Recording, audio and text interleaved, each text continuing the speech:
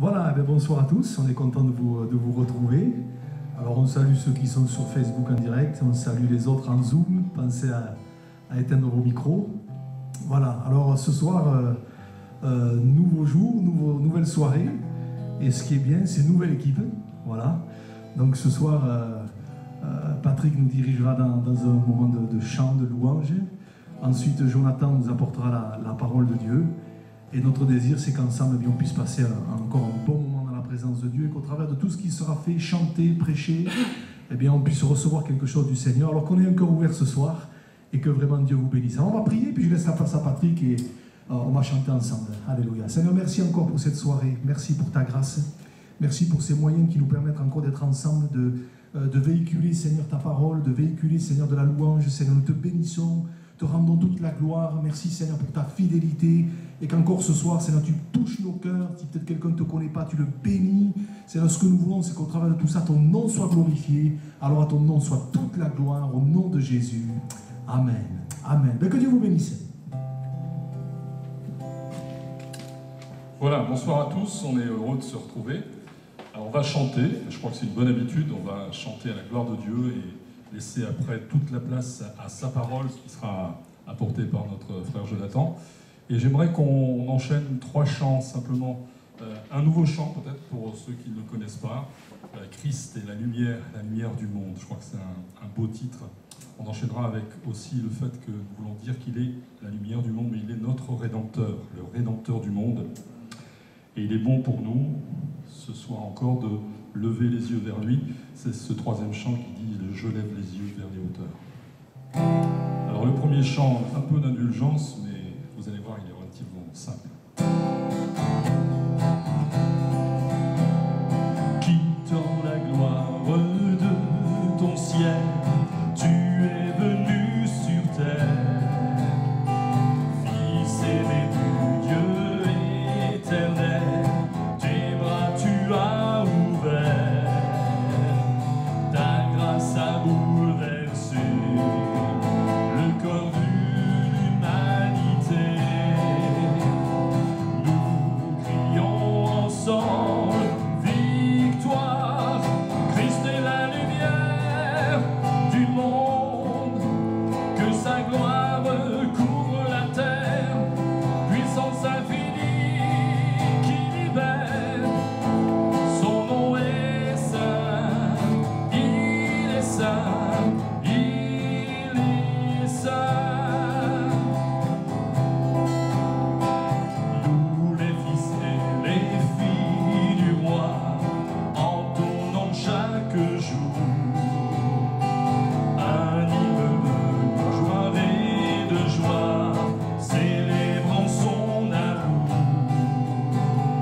Les nations de la terre s'inclineront devant le Père, chanteront ensemble victoire, Christ est la lumière du monde, que sa gloire couvre la terre, puissance infinie qui libère, son nom est saint, il est saint, il est saint.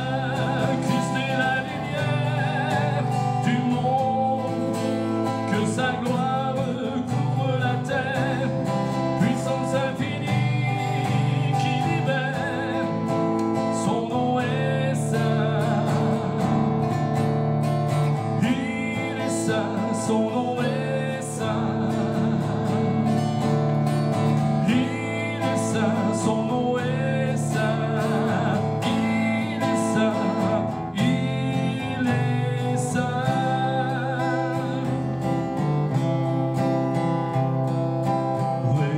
Rédempteur du monde, Jésus-Christ, Fils de Dieu, ta joie et ta paix m'inondent, toi l'agneau venu des cieux. Merci notre Père d'avoir donné Jésus ton Fils. et d'envoyer ta lumière par le Saint-Esprit. Rédempteur du monde, pour nous tu fus crucifié. Ton amour, ta grâce abonde, ô glorieux ressuscité. Merci notre Père d'avoir donné Jésus ton Fils et d'envoyer ta lumière par le Saint-Esprit. Un jour dans la gloire, je verrai ta face. Je vivrai sous ton regard, sauvé par ta grâce. Merci notre Père d'avoir donné Jésus ton Fils et d'envoyer ta lumière par le Saint-Esprit.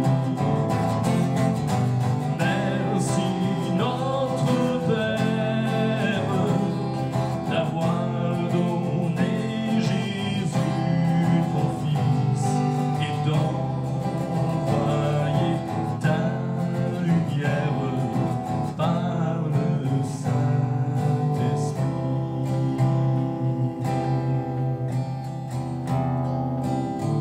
Je lève les yeux vers les hauteurs, d'où viendra le secours.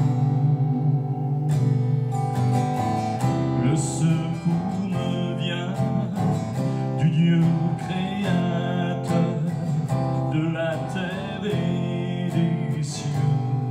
Je lève les yeux, je lève les yeux vers les hauteurs, d'où le secours me vient du Dieu créateur de la terre et des cieux. Oh, j'ai besoin de toi, tu es mon seul espoir, vers toi seul je crie. Alors je t'attendrai, j'attendrai ton secours, tu me donnes la vie. Je lève les yeux vers les hauteurs, d'où viendra le secours. Le secours me vient du Dieu créateur de la terre et des cieux. Oh, j'ai besoin de toi, tu es mon seul espoir, vers toi seul je crie. Alors je t'attendrai, j'attendrai ton secours, tu me donnes la vie. Oh, j'ai besoin de toi, tu es mon seul espoir, vers toi seul je crie. Alors je t'attendrai, j'attendrai ton secours, tu me donnes la vie.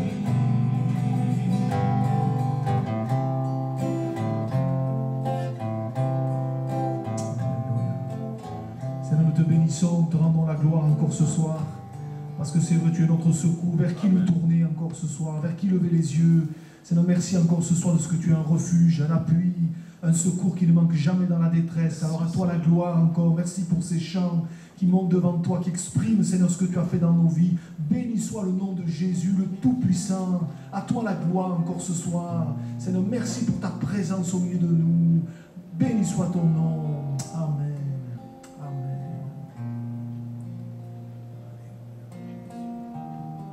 nous te bénissons. Te remercions pour ta parole qui va être annoncée. Seigneur, nous savons que nous ne serions rien si nous n'avions connu ta parole, si tu nous t'étais révélée à nos cœurs. Alors Seigneur, ce soir encore, nous nous plaçons là devant toi, avec le cœur grand ouvert. Seigneur, te prions d'y déposer ce qui est bon pour nos cœurs, pour nos âmes, pour nos vies ce soir. Nous nous attendons à toi. Seigneur, nous voulons te présenter cette parole avec ce chant, te dire merci d'avance pour ce que tu vas nous donner. Alléluia. Merci pour ta parole, lumière redonnée aux hommes, qui nous fait connaître le cœur de Dieu. J'aime ta parole, Seigneur, elle est la vérité sur mon sentier. Par elle je veux me laisser guider et faire ta volonté sans murmurer, en espérant dans ta bonté. Je crois en tes promesses, mon cœur est comme un rocher fondé sur tout ce que dit mon Dieu. J'aime ta parole, Seigneur, elle est la vérité sur mon sentier. Par elle je veux me laisser guider et faire ta volonté sans murmurer, en espérant dans ta bonté. Merci Seigneur pour ta parole. Merci pour ta parole. Lumière donnée aux hommes, qui nous fait connaître le cœur de Dieu. J'aime ta parole, Seigneur, elle est la vérité sur mon sentier. Par elle je veux me laisser guider et faire ta volonté sans murmurer, en espérant dans ta bonté. Je crois en tes promesses, mon cœur est comme un rocher fondé sur tout ce que dit mon Dieu. J'aime ta parole, Seigneur, elle est la vérité sur mon sentier. Par elle je veux me laisser guider et faire ta volonté sans murmurer, en espérant dans ta bonté. Voilà, que Dieu bénisse sa parole et son serviteur maintenant.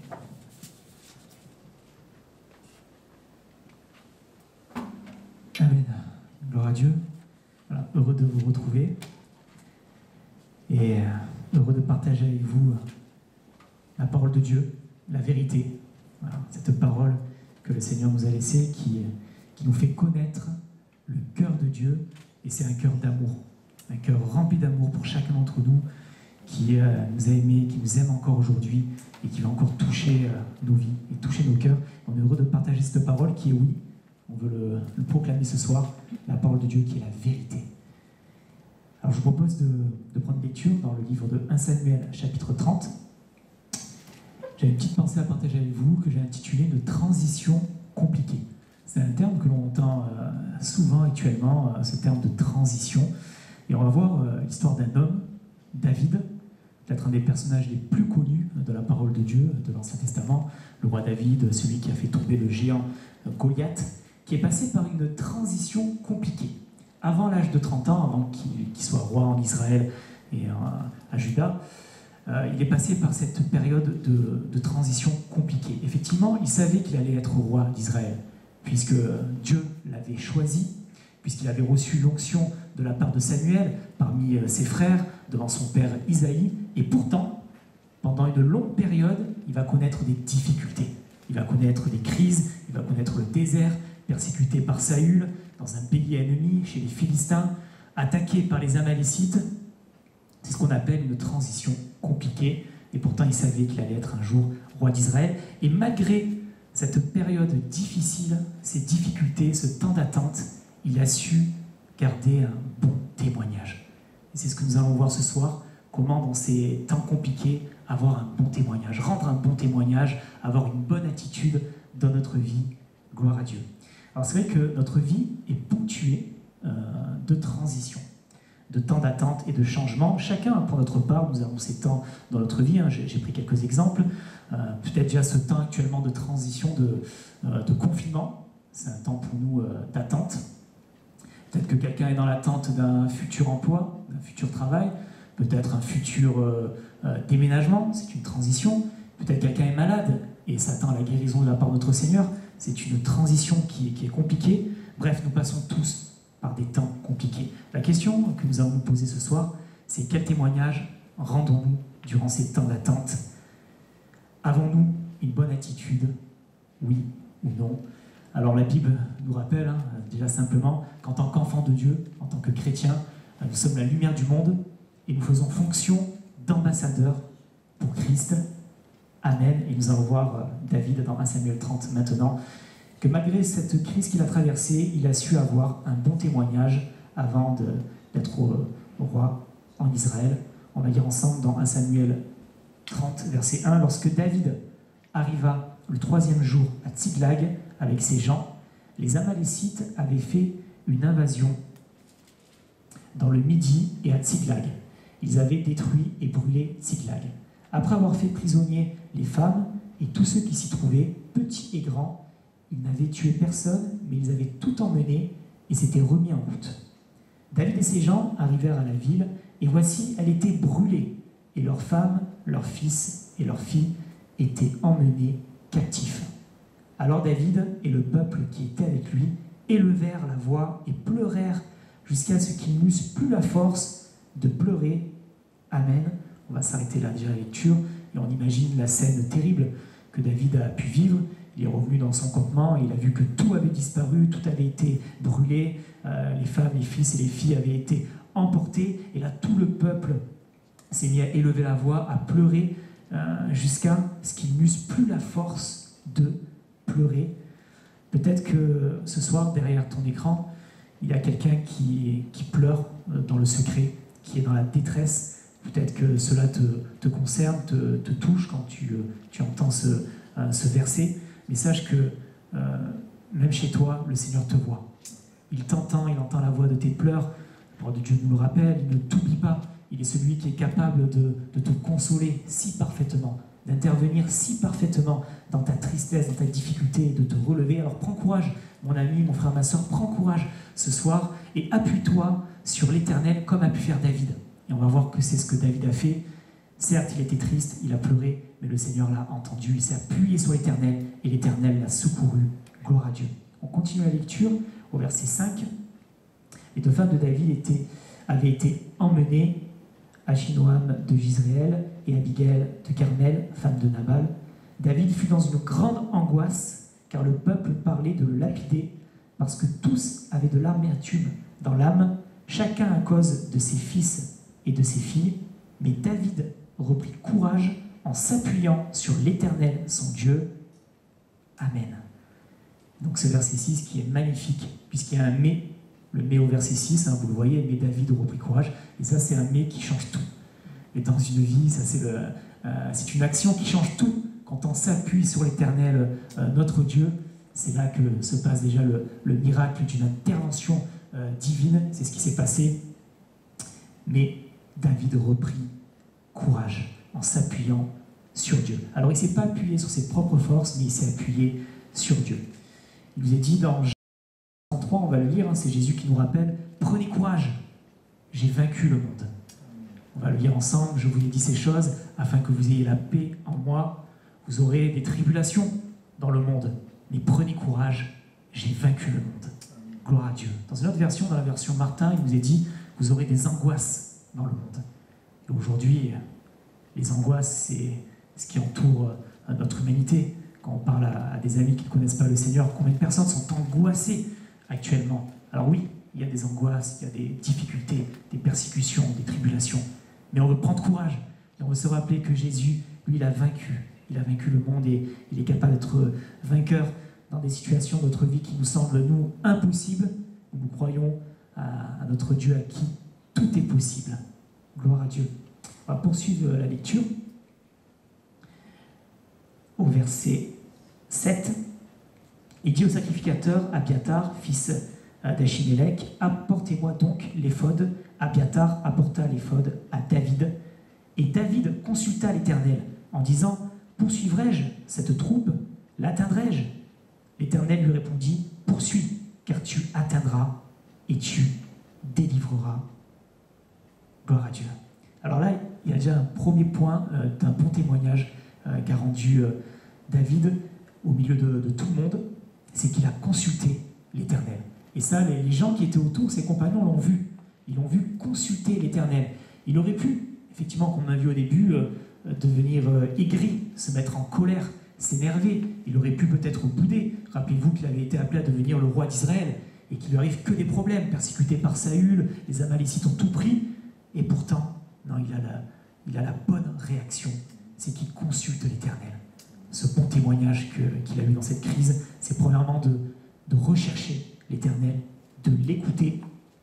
Et l'Éternel lui répondit, poursuis car tu atteindras et tu délivreras. Alors il nous est parlé ici de l'éphod très rapidement. C'était l'habit sacré que portaient les sacrificateurs pour consulter l'Éternel. Et aujourd'hui, grâce à la mort de notre Seigneur Jésus, nous avons la possibilité, le libre accès de prier notre Dieu. 24 heures sur 24, 7 jours sur 7, tu peux, toi à la maison, t'adresser au Père, à notre Dieu qui t'écoute. La parole de Dieu nous dit de nous revêtir de notre Seigneur Jésus. On ne se revêtit pas de l'éphod, là, actuellement, mais on se revêtit de notre Seigneur Jésus, d'être revêtu de la puissance de l'Esprit. Et si vraiment nous voulons avoir, dans ces temps difficiles, ces temps de crise, un bon témoignage, une bonne attitude, combien il est important d'être rempli du Saint-Esprit, d'être baptisé du Saint-Esprit, de revêtir notre Seigneur Jésus, son caractère, et de lui ressembler. Gloire à Dieu. On continue au verset 9. Il nous est dit, et David se mit en marche. Lui et les 600 hommes qui étaient avec lui, ils arrivèrent au torrent de Bessor, où s'arrêtèrent ceux qui restaient en arrière. Amen. Et là, un deuxième point, encore d'un bon témoignage de David, qui est, certes, il a su, premièrement, écouter l'Éternel, mais là, on voit qu'il agit. Ça, c'est une deuxième étape. Il faut bien sûr écouter, mais il faut agir. Et il a eu cette foi, ce pas de la foi, de se mettre en marche, d'avancer, sans savoir réellement où il allait. Il n'avait pas de carte d'indication. Il est parti un peu comme Abraham a pu partir. C'est par la foi qu'Abraham partit sans savoir où il allait. Il a été béni. Et là, David, pareil, il est parti. Il a fait confiance à l'Éternel. Alors effectivement, Dieu ne nous demande pas de tout comprendre. Parfois, on dit, oui, moi, je le suis, mais je veux tout comprendre, tout comprendre. Le Seigneur ne nous demande pas de tout comprendre, mais il nous demande de lui faire confiance. D'avoir ce cœur d'enfant qui lui fait totalement confiance. C'est ce que David a fait. Il s'est mis en marche. Au verset 10, on poursuit la lecture. David continua la poursuite avec 400 hommes. 200 hommes s'arrêtèrent, trop fatigués pour passer le torrent de Bessor. Ils trouvèrent dans le champ un homme égyptien qui conduisirent auprès de David et lui firent manger du pain et boire de l'eau. Et on voit au verset 10, encore un troisième point intéressant, c'est qu'il a continué. Il allait plus loin. Certains se sont arrêtés, car ça, ils étaient fatigués, mais David, lui, il a persévéré. Il est allé plus loin. Et peut-être cela t'encourage ce soir de savoir que oui, il faut aller plus loin. Peut-être tu as pris un bon départ, mais tu es là comme un petit peu fatigué, arrêté, et le Seigneur veut t'encourager ce soir, te dit non, mais va plus loin encore. Parce que là, même si tu es content de là où tu es actuellement, le Seigneur veut te faire aller encore plus loin, veut te faire voir de plus grandes choses dans ta vie. Alors oui, va plus loin, persévère, malgré la fatigue, malgré les doutes, même si d'autres autour de toi se sont arrêtés, toi, persévère, va plus loin avec lui. Jésus nous rappelle que c'est celui qui persévérera jusqu'à la fin qui sera sauvé. Gloire à Dieu. Et rappelons-nous notre Seigneur Jésus, qui lui est allé plus loin pour nous. Il n'est pas simplement venu sur terre pour annoncer de bonnes choses, pour guérir des malades, c'est déjà extraordinaire, mais il est allé plus loin. Il a donné sa vie pour chacun d'entre nous. Il est mort pour nos péchés, pour que nous puissions, à notre tour, que nous puissions être sauvés, connaître la véritable vie, la paix, la joie et son amour. Alors oui, nous voulons aller plus loin, nous voulons persévérer, même si ce n'est pas toujours facile dans ces moments, dans des temps de crise, on veut continuer à aller plus loin avec notre Seigneur. On continue la lecture, alors là il tombe sur un homme égyptien, ils lui firent manger du pain et boire de l'eau, et au verset 12, il nous est dit, ils lui donnèrent un morceau de masse de figues sèches et 2 masses de raisins secs. Après qu'il eut mangé, les forces lui revinrent, et il n'avait point pris, car il n'avait point pris de nourriture et point bu d'eau depuis 3 jours et 3 nuits. David lui dit, « À qui es-tu et d'où es-tu » Il répondit, « Je suis un garçon égyptien au service d'un homme amalécite, et voilà 3 jours que mon maître m'a abandonné parce que j'étais malade. Nous avons fait une invasion dans le midi des Kérésiens sur le territoire de Juda et au midi de Caleb, et nous avons brûlé Tsiklag. » David lui dit, « Veux-tu me faire descendre vers cette troupe ?» Et il répondit, « Jure-moi par le nom de Dieu que tu ne me tueras pas et que tu ne me livreras pas à mon maître, et je te ferai descendre vers cette troupe. Amen. » Et voilà une curieuse découverte que ce jeune homme égyptien, qui arrive un petit peu au bon moment, puisque c'est lui qui va continuer à guider David vers les Amalécites. Mais mettons-nous un instant au verset 12, on va revenir sur la générosité de David, qui au départ rencontre cet homme égyptien, et on voit qu'il a aussi un bon témoignage, une bonne attitude. Il aurait pu ne pas faire attention à lui, passer à autre chose, ou peut-être utiliser d'autres méthodes pour avoir des informations, mais non, il a pratiqué la générosité.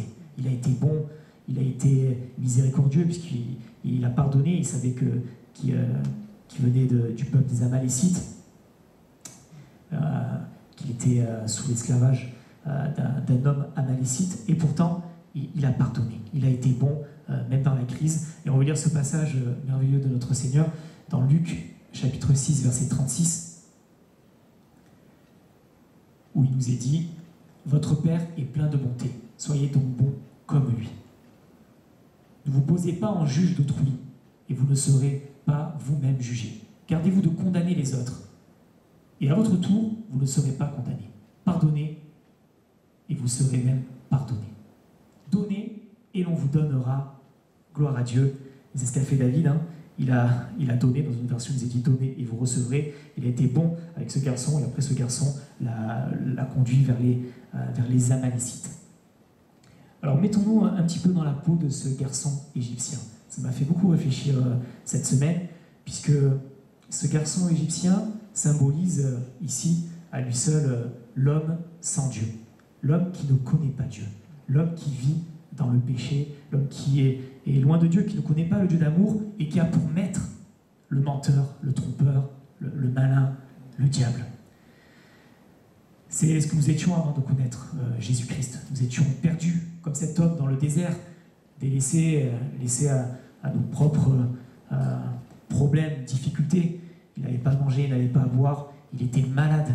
Mais, il y a aussi un mais ici, il voulait changer de vie. Cet Égyptien voulait changer de vie, puisqu'il a dit qu'il ne voulait pas retourner avec son maître. Et la nouvelle naissance, elle est possible dans notre Seigneur Jésus. Et peut-être que ce soir, toi aussi, tu es sous l'esclavage, tu es captif d'un mauvais maître. Il y a beaucoup de mauvais maîtres encore aujourd'hui, en 2020. Ils ont plusieurs noms. Ça peut être l'alcool, qui est un maître qui te rend malade. Tu n'en peux plus, tu veux sortir, tu veux t'en sortir, tu ne veux plus retourner dans cette addiction. Il y a les jeux d'argent, l'adultère, la violence, le mensonge, la drogue, et bien d'autres mauvais maîtres. La solution, c'est Jésus-Christ. La seule solution, c'est Jésus. La réponse à ces problèmes, c'est Jésus-Christ. Il peut te sortir de cela. On voit que ce méchant maître l'avait abandonné, mais notre Seigneur, lui, ne nous abandonne pas. Même si nos parents nous abandonnent, lui, Jésus, notre Seigneur, il ne nous abandonnera jamais. Gloire à Dieu. Alors on va lire ensemble dans Romains 6, verset 23. Cet homme-là, cet Égyptien, était malade. Et ça, c'est la suite logique du péché. Hein. Le salaire du péché, c'est la mort. Mais le don gratuit de Dieu, c'est la vie éternelle en Jésus-Christ, notre Seigneur. Gloire à Dieu. Et oui, le salaire du péché, c'est la mort. Mais le Seigneur, il donne gratuitement. Et dans ce monde aujourd'hui où tout est payant, où tout est facturé, où tout est au mérite, c'est bon de se rappeler ce soir que le don gratuit de Dieu, c'est la vie éternelle en Jésus-Christ. Et c'est ça la bonne nouvelle. C'est que si tu crois dans ton cœur, tu peux être sauvé. Et c'est par la grâce, pas par tes propres forces, mais par la grâce, par l'amour de notre Seigneur Jésus-Christ, par sa bonté. Gloire à Dieu. On continue la lecture. Donc cet homme, après, va les aider à se diriger vers les Amalécites.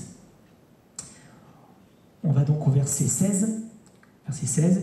Il lui servit ainsi de guide, et voici les Amalécites étaient répandus sur toute la contrée, mangeant, buvant et dansant à cause du grand butin qu'ils avaient enlevé du pays des Philistins et du pays de Juda. Verset 17. David les battit depuis l'aube du jour jusqu'au soir du lendemain, et aucun d'eux n'échappa, excepté 400 jeunes hommes qui montèrent sur des chameaux et s'enfuirent. David sauva tout ce que les Amalécites avaient pris, et il délivra aussi ces 2 femmes. Il ne leur manqua personne, ni petit, ni grand, ni fils, ni fille, ni aucune chose du butin, ni rien de ce qu'on leur avait enlevé. David ramena tout. Et David prit tout le menu et le gros bétail, et ceux qui conduisaient ce troupeau et marchaient à sa tête disaient: c'est ici le butin de David. Gloire à Dieu. Et on voit l'Éternel qui offre une grande victoire à David. Au verset 17, il nous est dit qu'il est bâti depuis l'aube du jour jusqu'au soir du lendemain. Et là, bien sûr, ça nous parle aujourd'hui, hein, non pas de prendre les armes physiques, bien sûr que non. Nous n'avons pas à lutter contre la chair et le sang, mais nous savons que nous luttons contre les dominations, contre les esprits méchants. C'est un combat qui est spirituel. Et comme Paul a dit 7, j'ai combattu le bon combat, j'ai achevé la course, j'ai gardé la foi. Et nous, notre combat aujourd'hui, il est là, il est de garder la foi. De garder la foi jusqu'au bout, toute la journée, jusqu'au retour de notre Seigneur, nous voulons garder la foi. Dans 1 Pierre 2, verset 11, il nous est dit, dans 1 Pierre 2, verset 11, il nous dit: bien-aimés, je vous exhorte comme étrangers et voyageurs sur la terre à vous abstenir des convoitises charnelles qui font la guerre à l'âme. Gloire à Dieu. Et donc, c'est ça notre combat aujourd'hui, hein, c'est s'abstenir des convoitises charnelles qui font la guerre à notre âme. Et ça, c'est un combat de tous les jours. Comme David qui bâtit depuis l'aube du jour jusqu'au soir, nous, chaque jour, c'est un recommencement. Nous devons veiller, prier, faire attention à ces convoitises qui font la guerre à notre âme jusqu'au retour de notre Seigneur. Mais nous ne sommes pas seuls dans ce combat. Voilà, notre Seigneur est là pour nous aider. Il est là pour nous aider, pour nous fortifier. Et nous savons que cette fois, le juste tombe et il se relève. Et que si nous tombons, le Seigneur, il est là. Il est fidèle et bon pour nous pardonner et nous purifier de toute iniquité. Gloire à Dieu.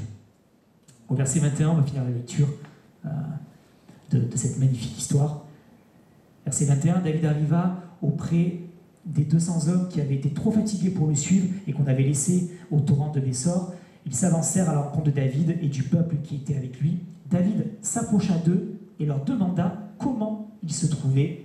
Gloire à Dieu, on s'arrête là. Et encore une fois, un bon témoignage de la part de David, une bonne attitude de cœur, puisqu'il s'approche de ces hommes qui étaient restés, qui étaient trop fatigués, qui gardaient le camp.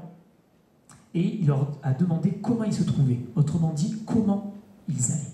Et là, on voit encore déjà le futur roi, le futur berger d'Israël, même s'il n'était pas encore en fonction, mais il prend soin des siens.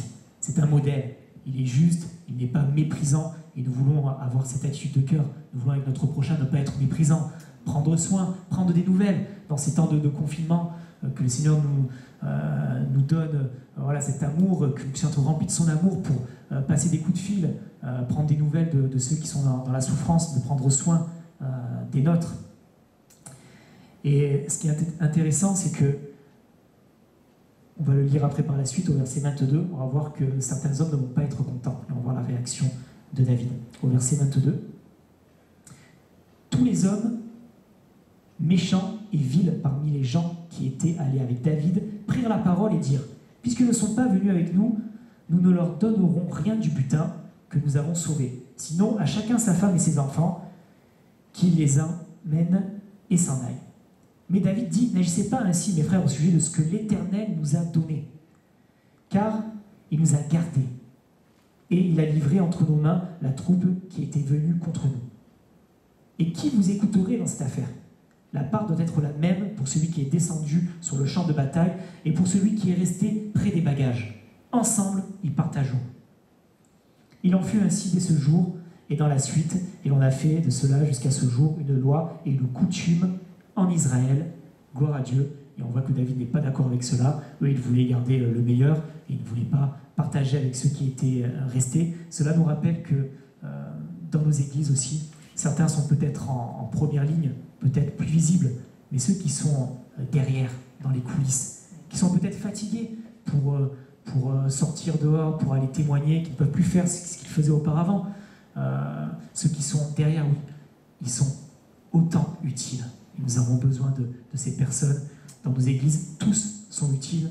Ne soyons pas méprisants. Au contraire, on veut avoir de l'amour pour chacun d'entre nous, travailler tous ensemble, puisque nous sommes le corps de Christ et nous avons besoin chacun les uns des autres. Gloire à Dieu.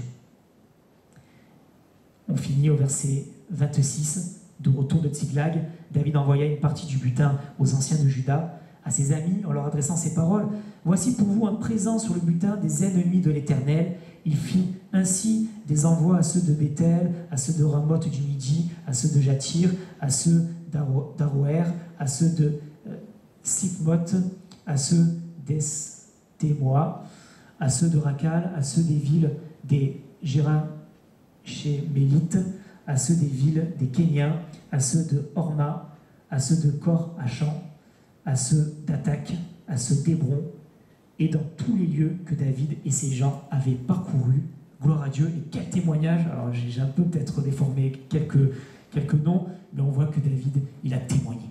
Il a témoigné, il a proclamé la victoire de Dieu avant même d'être ce roi en Israël. Tout le monde a pu déjà voir que Dieu était avec lui. Et nous, dans ces temps de crise, dans ces temps de confinement, nous voulons continuer malgré tout à témoigner ce que Dieu a fait dans chacune de nos vies. On veut proclamer qu'il est au-dessus de toute chose. On veut reconnaître qu'il peut tout, qu'à lui, rien n'est impossible.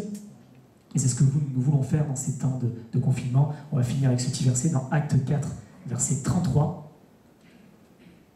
Acte 3, verset 33. Les apôtres rendaient avec beaucoup de force témoignage de la résurrection du Seigneur Jésus. Et une grande grâce reposait sur eux tous. Gloire à Dieu. Et on veut, durant ces temps, peut-être effectivement cette transition qui est compliquée dans nos vies, et bien avec beaucoup de force, continuer à témoigner de la résurrection de notre Seigneur Jésus-Christ. Lui qui peut tout changer. On veut proclamer autour de nous qu'il est vivant. Il est mort, mais il est ressuscité. Il est vivant, capable d'agir dans chacune de nos vies. Alors que la grâce repose sur chacun d'entre vous, chez vous, que le Seigneur vous bénisse. Et on se retrouve très bientôt. On se retrouve pour un futur live. Donc c'est vendredi à 19h. Voilà, que le Seigneur vous bénisse. Et je vais finir par la prière. Et on terminera ces moments comme cela. On se retrouve donc vendredi à 19h pour un prochain live. Et notre Père, notre Dieu, nous te remercions pour tout. Merci pour ta parole qui est la vérité, qui nous montre combien tu nous aimes, Seigneur. Merci pour le sacrifice de Jésus, sa mort à la croix. Je te prie en particulier pour peut-être des personnes, des frères, des sœurs, des amis qui nous écoutent, qui sont comme en captivité, qui sont encore sous l'esclavage d'un mauvais maître. Seigneur, tu es celui qui est capable de délivrer. Pose ta main, Seigneur, et je te prie d'intervenir en leur faveur, de les aider à délaisser cela. Et comme ce jeune garçon, à ne plus retourner chez leur ancien maître, mais au contraire à marcher avec toi, à aller plus loin encore, à persévérer jusqu'à la fin. Merci Seigneur pour ton aide de chaque jour. Aide-nous à avoir un bon témoignage, une bonne attitude dans ces temps de transition, dans ces temps de crise. Nous avons besoin de toi. Nous avons tant besoin de toi, Seigneur. Te remercions pour tout, dans le nom de Jésus. Amen.